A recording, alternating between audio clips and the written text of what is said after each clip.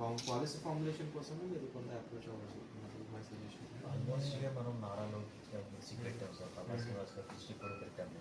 మహారాష్ట్రలో ఒక Jio YouTube journalist అందరికి కూడా అక్కడ ప్రభుత్వ సంక్షేమ పథకాలు ఉంటుందని చెప్పాము సార్. ఆ డీటెయిల్స్ అన్ని కూడా ఫార్వర్డ్ చేయమన్నారు. స్టేట్ వైడ్గా ఎన్ని యూట్యూబ్ ఛానల్స్ రిజిస్టర్డ్ ఉన్నాయో ఆ డీటెయిల్స్ కూడా ఇవ్వమన్నారు. అది కూడా ఇచ్చాము. ప్రభుత్వానికి సార్ కూడా రెఫర్ చేశారు.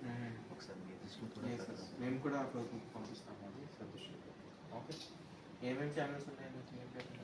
మొత్తం అన్ని యూట్యూబ్ ఛానల్స్ సార్, అన్నీ కూడా సెంట్రల్ గవర్నమెంట్ నుంచి స్టేట్ గవర్నమెంట్ నుంచి పర్మిషన్ తీసుకున్నది.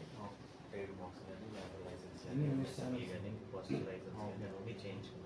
దాంట్లో యాడ్ రెవెన్యూ మీకు వస్తుందా? ఏమీ ఉండదు సార్. యాడ్ రెవెన్యూ వస్తుంది కదా యూట్యూబ్లో. అంటే ఎక్కువ వ్యూవర్స్ వంటలు వార్పులు పెట్టుకున్నప్పుడు సబ్స్క్రైబర్స్ న్యూస్ ఛానల్ ఉంది కదా న్యూస్ ఛానల్కి. అంటే దానికి సబ్స్క్రైబర్స్ దీనికి ఉండట్లేదు కదా సార్. యూట్యూబ్ మానిటైజేషన్స్ కి వాచింగ్ వ్యూస్ ఉండాలి, న్యూస్కి అంత వ్యూస్ ఉండవా? అంటే యాక్చువల్గా మేము కూడా ఈ న్యూస్ పేపర్లోనే టీవీ ఛానల్లో చేసిన వాళ్ళం. అక్కడ పొలిటీషియన్ సేమ్ అదే పాలిటిక్స్ న్యూసే రాయాలి, మిగతా రాయడానికి ఆ స్వేచ్ఛ ఉంది. ఇదైతే మాకు ఏం కావాలి, జనాల్లో ఉన్న సమస్యను బయట తేవాలి, ఇలాంటి అధికారుల దృష్టి తీసుకుని రావాలి ఆసక్తి మీద